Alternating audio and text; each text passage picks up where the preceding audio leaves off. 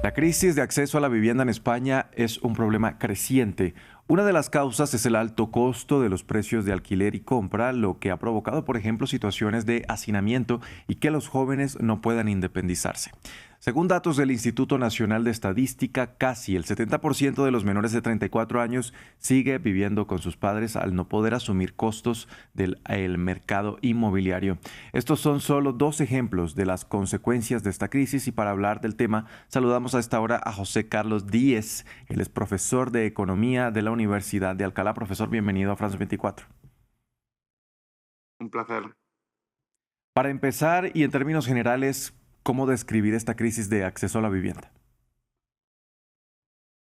Bueno, España tuvo una crisis de vivienda en el 2007 por exceso de construcción. Tuvimos un stock de viviendas que acabó en el sistema bancario y tuvimos que reestructurar parte del sistema bancario y desde entonces pues, hemos dejado de construir viviendas y han venido mucha población. España está recibiendo un shock de inmigración muy intenso en los últimos, pues, prácticamente desde 2015 y especialmente desde 2021. Y las dos cosas llevan que ahora haya un déficit de vivienda, ¿no? Según el Banco de España se estima que faltan unas 700.000 viviendas en España y la demanda, o sea, los hogares creados siguen creciendo por encima de la oferta, ¿no? Y ese es el principal problema ahora mismo de acceso, que hace que los precios estén subiendo mucho más que los salarios y, como has dicho, pues hay un problema de accesibilidad especialmente para los jóvenes. Ahora, ya que lo menciona, esta crisis inmobiliaria, esta burbuja inmobiliaria que estuvo en 2007, ¿cómo comparar la actual crisis con aquella de esa época? Bueno, es totalmente opuesta. En aquella sobraban viviendas en España y hubo que absorberlas y los precios se desplomaron. Hubo caída de precios del 30% en promedio desde 2007 hasta el 2015 y ahora faltan viviendas. Por lo tanto, todas las expectativas, ¿no? Yo colaboro con el Consejo Notarial, que hacemos un informe inmobiliario.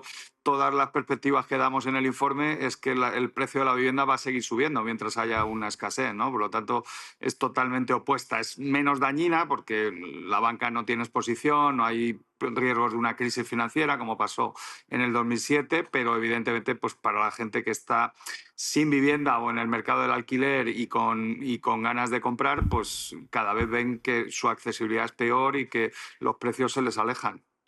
Ahora, ese es un problema que se ha agudizado con la pandemia, de acuerdo con los reportes, y con aumentos de hasta el 30%, de acuerdo con varias fuentes, pero ¿se puede atribuir únicamente a los costos? No, no. Los costos, evidentemente, que complican todo, ¿no? Porque ha habido una inflación, sobre todo energética, también de materiales de construcción, de materias primas para esos materiales, pero no. El problema principal es que hay un fuerte shock de demanda de vivienda por crecimiento de población, principalmente por llegada de inmigración, y estamos construyendo muy pocas viviendas. En el año 2007 iniciamos 700.000 viviendas y el año pasado iniciamos 120.000. O sea que estamos creando muy pocas viviendas, muy por debajo del promedio histórico. Ahora que lo menciona, profesor, ¿hasta qué punto este problema es una falta de oferta versus una deficiente distribución de la vivienda? ¿Qué cree usted? 100% falta de oferta, porque es verdad que la concentración del crecimiento de población en España se concentra principalmente en ciudades y en Madrid y en la costa mediterránea, principalmente, también en las Islas Baleares y en las Islas Canarias, donde hay mucha demanda de turismo también. Pero bueno, es un problema de construcción, ¿no? Está pasando, hay problemas también en el centro de España, hay problemas. Al final, hemos estado 15 años sin construir viviendas y ahora, pues con la llegada de inmigración, no hay viviendas suficientes para atender la demanda. Precisamente citaba el periódico El País la historia de una mujer peruana de 38 años que había llegado hace 6 años a España y cada vez se encuentra con apartamentos más pequeños y hoy comparte habitación con otras 4 personas más. ¿Cómo afecta esta crisis a personas migrantes y a poblaciones más vulnerables? Bueno, ellos están sufriendo principalmente el problema. España en el año 2000, hace 25 años, 26 años, tenía 2 millones de inmigrantes y ahora entre los inmigrantes no nacidos, ¿no?, que han nacido fuera de España, y los hijos de al menos un padre inmigrante, estamos hablando de una población de 11,5 millones de personas. Entonces, claro, aumentar en 25 años 9 millones y medio la población en un país de unos 40 millones de habitantes, pues evidentemente que supone un problema de accesibilidad. Ellos también, además de llegar nuevos, están entrando en el segmento de salarios más bajos. Ellos están explicando la mayor parte de la desigualdad y de la concentración de la precariedad salarial en España. Por lo tanto, ellos tienen el doble problema. El de todos, que no hay vivienda, y el de que ellos asumen trabajos y salarios más bajos que los españoles y los nacidos en España no quieren asumir. Profesor, quiero que profundicemos en un tema que habíamos mencionado al principio de la entrevista y es un reporte, por ejemplo, del Consejo de la Juventud en España que alertó en 2025 que la emancipación juvenil había caído en mínimos históricos. ¿Estamos frente a una generación bloqueada, si podemos decirlo así, en términos de independencia de sus padres? No, yo soy de la generación anterior, yo tengo 55 años y yo tuve el mismo problema, ¿no?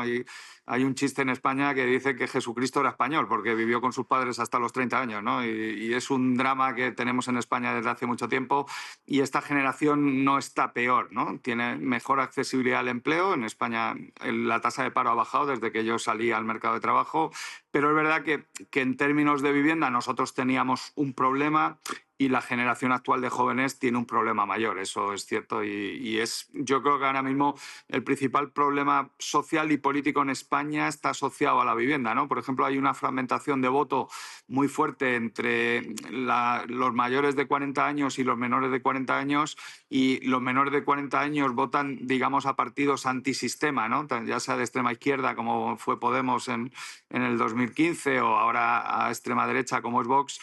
Yo creo que no por ideología, sino simplemente porque están cabreados, ¿no? Y yo les entiendo, ¿eh? Porque al final yo voy a cobrar una pensión y yo estoy con los jóvenes, ¿no? Es un problemón de la vivienda, pero bueno, no es verdad que sean una generación maltratada. Nosotros salimos en peores condiciones al mercado de trabajo y también había una crisis de vivienda y de accesibilidad, igual que ahora. Bien, hablemos de soluciones entonces. ¿Qué tan difícil o qué tan fácil es poder aumentar la vivienda en España, la oferta de vivienda en España?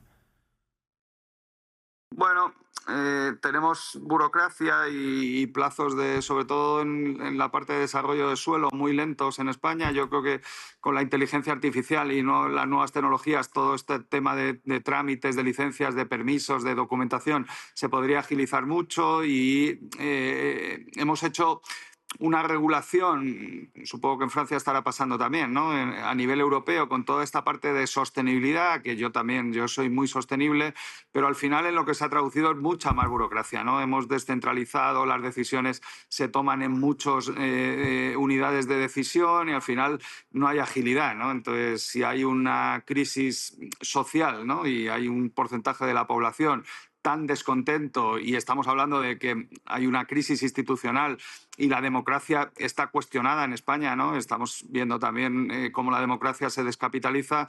Pues hombre, la democracia tiene que resolver los problemas de la gente, ¿no? No puede ser que no sepamos resolverlo. Entonces, yo creo que no es tan complicado construir casa, porque hay constructores, hay inversión, estamos dentro del euro, hay ahorro suficiente, tenemos tipos de interés bajos. Lo que falta es que el Estado agilice su burocracia y disponga de suelo, y especialmente de vivienda social para esa gente que está en salarios bajos, ¿no? Pedirle al mercado que resuelva un problema de pobreza o de desigualdad no es para lo que está preparado, ¿no? Entonces, para eso está justificada la intervención del Estado en el mercado de la vivienda, y el Estado llegó a construir 130.000 viviendas en el año 2007 y está construyendo 10.000. Entonces, lo que tiene que hacer el Estado, ayuntamientos y comunidades autónomas principalmente, es construir más viviendas públicas, sociales, de precio accesible para salarios bajos. Bien, era José Carlos Díez, profesor de Economía de la Universidad de Alcalá. Muchas gracias por acompañarnos a discutir este tema aquí en France 24.